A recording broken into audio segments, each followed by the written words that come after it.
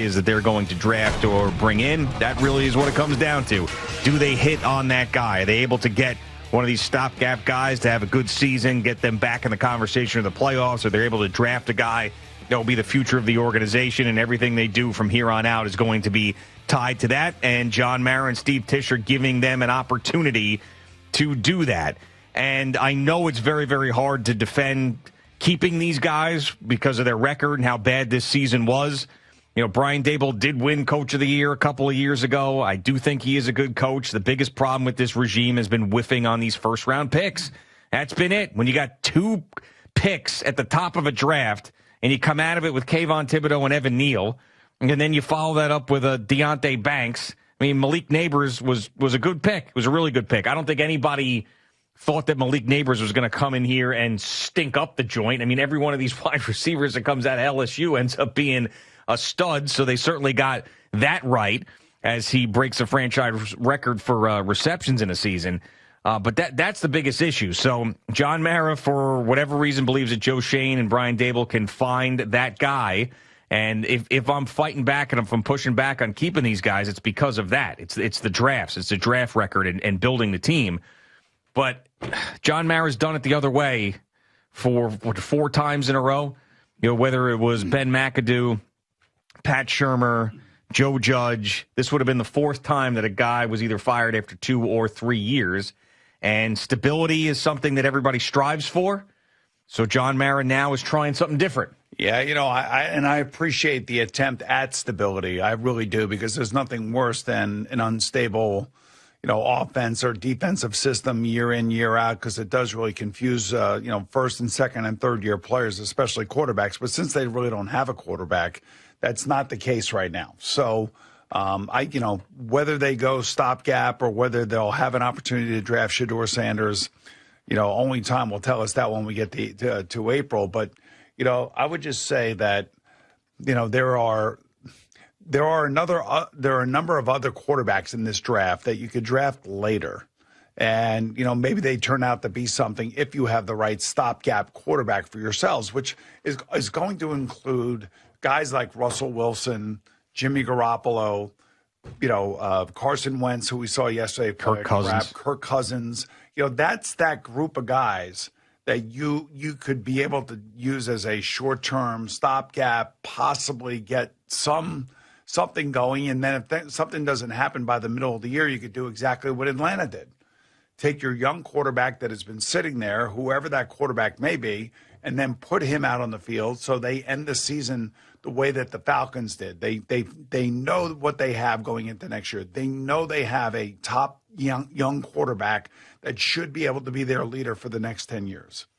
Yeah, and that the free agency that happens before the draft will be really fascinating to be able to tell, you know, what direction the Giants are going in, you know, getting that right guy. I think either way, you're not going to keep Drew Lock around. I think either way, you're going to have to bring in a quarterback in free agency, even if you're planning on drafting a guy at number 3, just because we've seen, well, you know, we've seen it both ways, but we've seen more quarterbacks benefit from sitting than not. And not everybody is Jaden Daniels. And even though Caleb Williams played okay, he still, I mean, they lost a lot of games. He got the crack kicked out of him this year. You know, Drake May was good, but he sat for a little bit.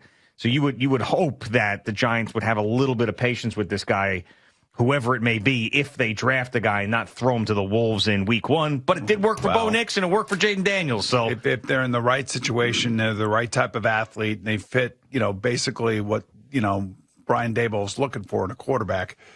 You know, to me, the sign of a great coach is fitting whatever offense you're running around the player who's the most important player. That's the quarterback. Not trying to shoehorn a kid into something into something that he doesn't do well. So if you have Josh Allen or Lamar Jackson, what do they do well? They run as well as they pass, and they want to run, and they want to take hits. And remember, Brian Daboll was telling us about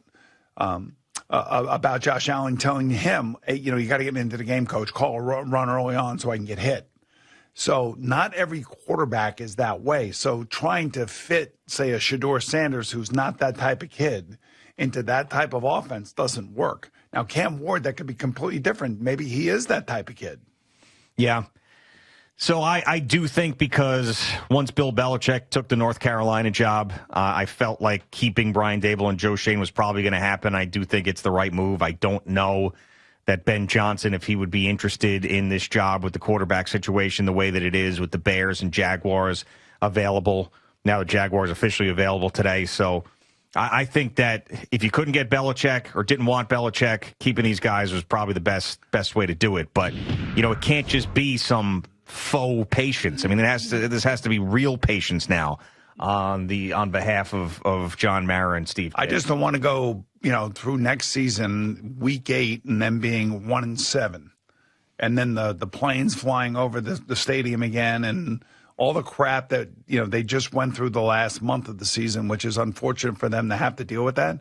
But I really feel like that Brian Daboll handled all the press conferences for the most part about as well as you possibly could, not to create any other outside controversy surrounding him in particular. See, I feel like this regime is going to feel like they have to get one of those two guys at the top of the draft. That's what I think. I think that they're like, the only way we're buying time and the only way that we're going to be able to sell this thing is if we develop one of these guys. That's it. We got to get one of the two. Well, it's too bad that they're not on Inside or Hard Knocks off season again. Is anybody doing that, I wonder? I don't know, man. If I'm a team, I'm like, I stay so far away from that the way that blew up in the Giants' face. Well, I would say this, that, the loss of Saquon Barkley and the reaction of John Mara to that whole losing him to the Philadelphia Eagles, I mean, I'm surprised that these guys are staying because of his success and their success with Saquon. Yeah. That's a huge one. No, I know. But, I mean, at the time, I thought it was the right thing to do. And once again, Saquon is to the Eagles, as you say. Christian McCaffrey was to the 49ers. McCaffrey and Saquon did nice things on bad teams. They can be special and Aaron MVP. Jones to your team. Yeah, but it's not the same as McCaffrey and Saquon. Those years that those guys have had in the past have been insane. Aaron Jones, nice season, but nothing like what Saquon did. Let's go to Vinny. He's calling from Staten Island. What's up, Vinny? What's going on, guys? Hey, How man. are you? Good. What's up? Joe Schoen is the worst GM in all of football. You drafted Kayvon Thibodeau. You drafted Evan Neal. 2 absolutely total busts. You let Saquon Barkley, a future Hall of Famer, in his prime, go to Philadelphia. Absolutely ridiculous. Brian Daboll, they had a quarterback in Daniel Jones. They proved it the first year. They went to the playoffs. Brian Daboll's playbook got very thin, and he just tends to blame everybody else, Brian Daboll. He never seems to take the blame for himself and build a damn offensive line already. And Malik Neighbors was a good pick, but this kid's going to be a diva. You see it happening. He's Odell Beckham waiting to happen again. He's just not going to be a good teammate. You could tell. Thank you for the phone call, guys. Have a nice day. All right, Benny. Well, I would just say this. I mean, if you want to talk about decision-making with the Giants, they decided to extend Daniel Jones. They made these draft picks that haven't worked out. I think that's more the front office than it is the coaching staff. Sure. Yeah. And that's why I keep going back to that.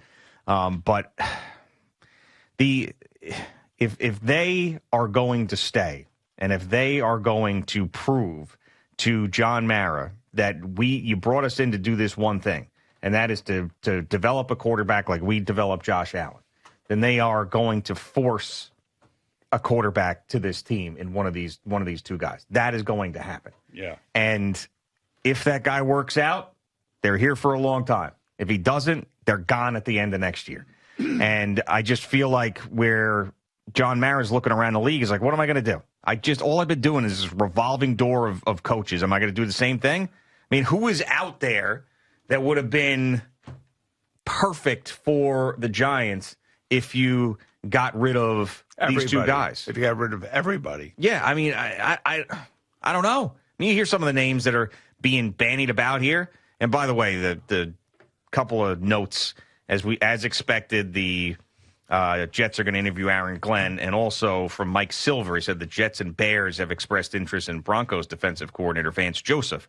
for their coaching opening. So you bring in Vance Joseph here to be the Jets head coach. Well, Vance Joseph was a Jet at one time, just like Aaron Glenn was. And he was a head coach. Both of those guys were my teammates on those Jet teams back in the day. Really? Yeah, Vance Joseph, if you remember, he was the backup quarterback at Colorado to Slash. Cordell Stewart. And then when I wonder if he was drafted or an unsigned free agent, or signed unrestricted free agent out of Colorado. And then Richie Kotite and that group made him into a defensive back. And I remember his first start was a Thursday night game against the Raiders. And that was the night that Tim Brown went off for like 15 catches and 240 yards. I felt bad for Vance. That wasn't fair for Vance to be put in a situation like that.